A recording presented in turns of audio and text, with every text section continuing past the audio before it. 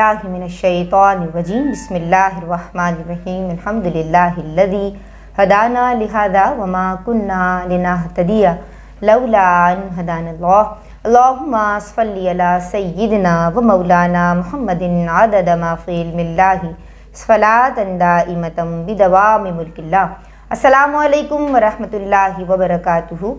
जनाब पैगामे दीन निदा नसीम के साथ हम फ़र्ज़ उलूम सीख रहे हैं, सिखा रहे हैं अल्हम्दुलिल्लाह रब्बिल आलमीन। हमारे साथ हमारी पसंदीदा आलिमा सुंदुस आतिफ़ मौजूद हैं और गुज़िश्ता प्रोग्राम्स में हमने सीखा वज़ू का अमली तरीक़ा, हमने सीखा कि वज़ू के फ़राइज़ क्या हैं, हमने तहारत की अहमियत के ताल्लुक़ से बात की कि किस तरह तहारत शर्त है इबादात के लिए।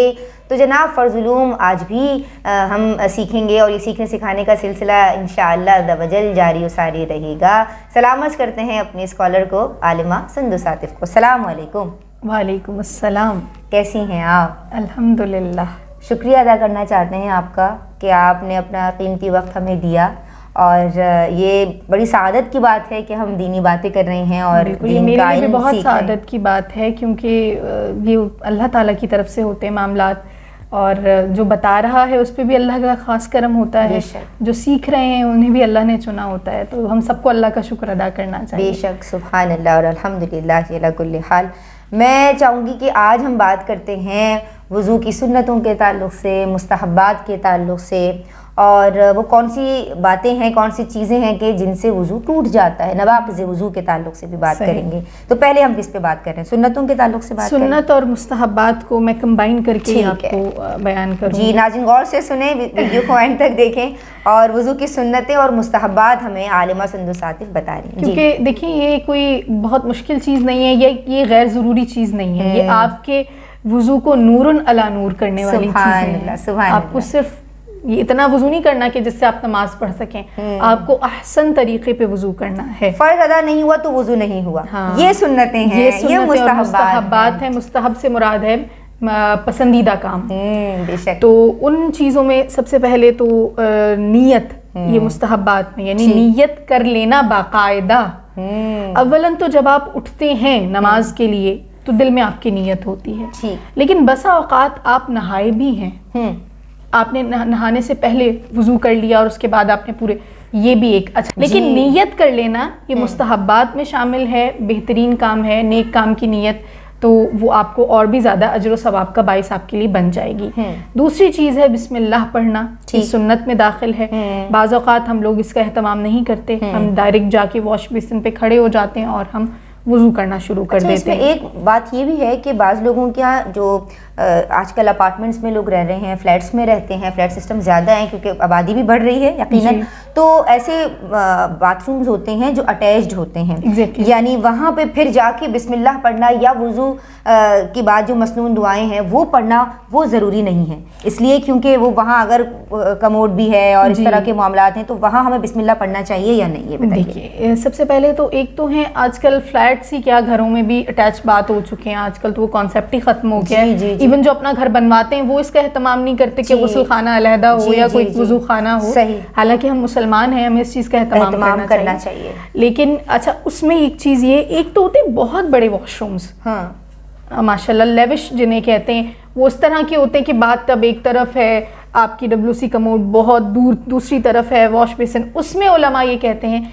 कि उसमें तो इजाज़त ये निकलती है कि चूँकि आपने जहाँ पर आपने अपना इस्तिंजा करना है वो इलाका एक अलहदा है, एक अलहदा मतलब जगह है, वहाँ पर आप वहाँ वॉश बेसिन पे खड़े होकर बिस्मिल्लाह, और जहाँ अटैच्ड है ये बेसिन लगा हुआ है और ये कमोड है, बिल्कुल वहाँ नहीं, वहाँ एहतियात ये है, एक वहाँ नहीं पढ़ना आपने, वहाँ आपने बैतुल खला से पहले बिस्मिल्लाह ही पढ़ लें, आप बिस्मिल्लाह ही अल्लाहुम्मा इन्नी आऊज़ु बिका मिनल खुबुसी वल खबाइस, ये पढ़ के आप दाखिल हो जाइए। तो वो जो बिस्मिल्लाह है वो आपके अंदर वज़ू में भी गोया आप एक अहम पॉइंट था, तो मैं चाह रही थी इस पे बात हो। तो मैंने दोनों क्लियर कर दिए क्योंकि दोनों तरह के वॉशरूम्स होते हैं। बिल्कुल ठीक है, तो आपने बिस्मिल्लाह पढ़ी, उसके बाद आपने दोनों हाथ गट्टों तक धोए, उसके बाद आपने जो तरीक़ाकार है, अच्छा इसमें आप एक चीज़ और जहन में रखें कि एक चीज़ मुस्तहब है अलहदा से पानी लेना, ये भी मुस्तहब है, अगरचे हम आजकल جس معاشرے میں رہ رہے ہیں وہاں نلکے سے اور جو ہے وہ اس طرح سے وضو ہوتا ہے، لیکن آج بھی جو بزرگان کا، جو اللہ والوں کا طریقہ ہے،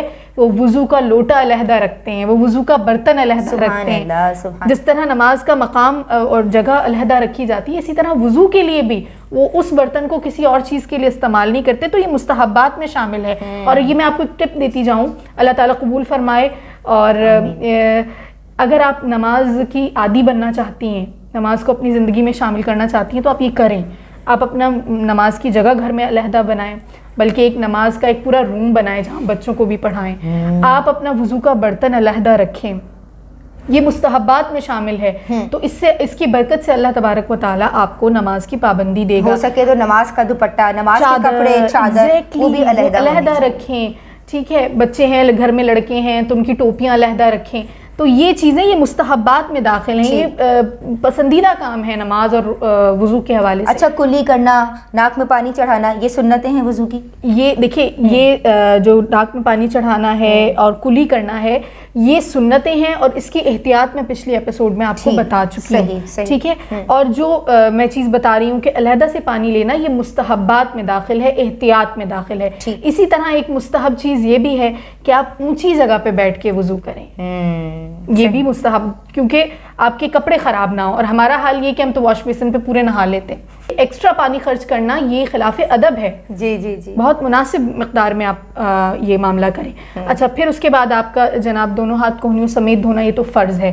اس کے بعد آ جاتا ہے مسح۔ مسح چوتھائی سر کا فرض ہے، پورے سر کا سنت ہے۔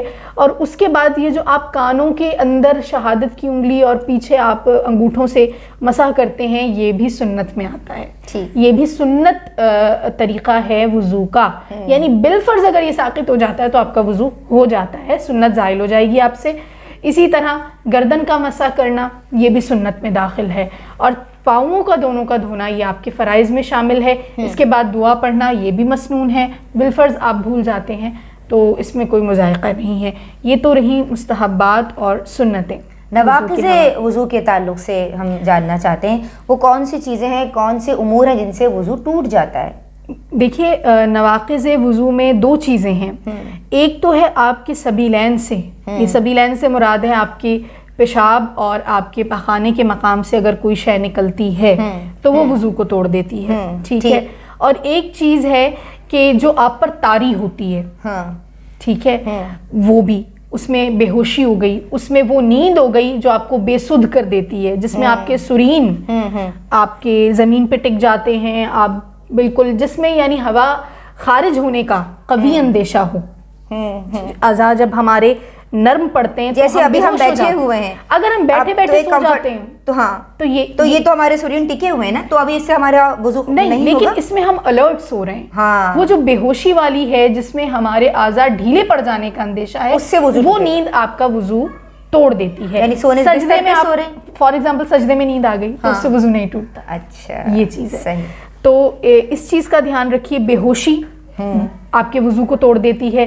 اسی طرح آپ نے منہ بھر قے کر لی یا خون کی قے ہو گئی آپ کو، تو یہ بھی آپ کے وضو کو توڑ دے گی۔ اسی طرح خون ملا بلغم آپ کے منہ سے خارج ہو گیا تو وہ بھی آپ کے وضو، یا خون بہہ گیا، کوئی کٹ لگ گیا، انجری ہو گئی۔ اگر خون بہہ گیا، بہنے سے مراد یہ ایک تو ہے چھوٹا سا کٹ لگا، وہ اوپر ہی چمکا، آپ نے اس کو کسی کپڑے سے یا فوری طور پہ صاف کر دیا، اس سے نہیں ٹوٹا، اس سے نہیں ٹوٹے گا۔ ایک چیز ہے وہ بہہ گیا تو اسی وقت جیسے وہ بہنے کی تعریف میں آیا، چاہے وہ تھوڑا سا ہی آگے بڑھا، آپ کا وضو ٹوٹ جائے گا۔